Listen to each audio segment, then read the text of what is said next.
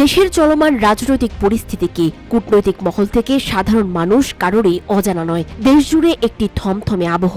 গত কয়েকদিনে রাজনীতি আর রাজপথ উত্তাল নানা আন্দোলনে। এ অবস্থায় নানা মনে প্রশ্ন ঘুরপাক খাচ্ছে, কি পরিবর্তন আসছে দেশে? নতুন করে নতুন বাংলাদেশের গল্পটা লেখা হবে কোন কলমে, কার হাতে? একদিকে বিএনপি নেতা ইশরাক হোসেনের মেয়র পদ নিয়ে উত্তাল ঢাকার পিছিঢালা পথ, অন্যদিকে ছাত্রদলের নানা মন্তব্য আর হুঁশিয়ারি। ছাত্র উপদেষ্টাদের পদত্যাগের দাবি থেকে শুরু করে বাদ যায়নি বিএনপি, জামায়াত ও এনসিপির নেতৃত্বদের সমালোচনামূলক মন্তব্য।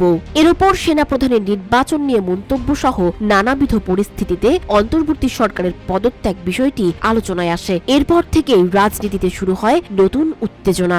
RICL TMX, যুগের পর যুগ স্থাপনা থাকে মজবুত।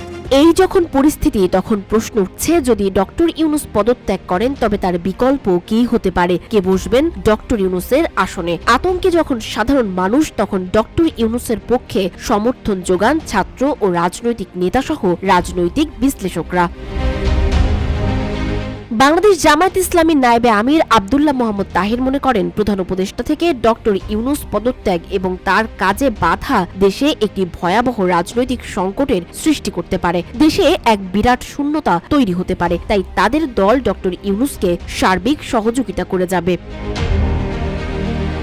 অন্যদিকে বিএনপির স্থায়ী কমিটির সদস্য ডক্টর খন্দকার মোশাররফ হোসেন সংকট মোকাবিলায় জাতীয় ঐক্যে জোর দিয়ে বলেন, এত ঘটনার পরও সরকার প্রশ্নবিদ্ধ পরিসর থেকে সরে না আসলে এবং দ্রুত নির্বাচন না দিলে বিএনপি সরকারের প্রতি সমর্থন থেকে সরে আসবে। এমন রাজনৈতিক সংকটের পেছনে রাজনীতিবিদদের দায়িত্বহীনতাকে দায়ী করছেন রাজনৈতিক বিশ্লেষকরা। এ বিষয়ে রাজনৈতিক বিশ্লেষক ডক্টর আব্দুল লতিফ মাসুম বলেন, প্রফেসর ইউনূসের কোনো বিকল্প নেই। তিনি বলেন, যে কোনো মূল্যে রাজনৈতিক দলগুলোর উচিত প্রফেসর ইউনূসকে পদত্যাগের চিন্তা থেকে সরে আসতে সাহায্য করা। রাজনৈতিক নেতা থেকে বিশ্লেষক, সবার মন্তব্য এক, সবার ভাষ্য এক। তারা বলছেন, ডক্টর ইউনূসের কোনো বিকল্প নেই, বরং তার পদত্যাগ ডেকে আনবে মহাবিপর্যয়। তাহলে কোথা থেকে এলো ডক্টর ইউনূসের এই পদত্যাগের ভাবনা? কোন ষড়যন্ত্রে তিনি এমন সিদ্ধান্ত নিতেই বা মনোনিবেশ করলেন?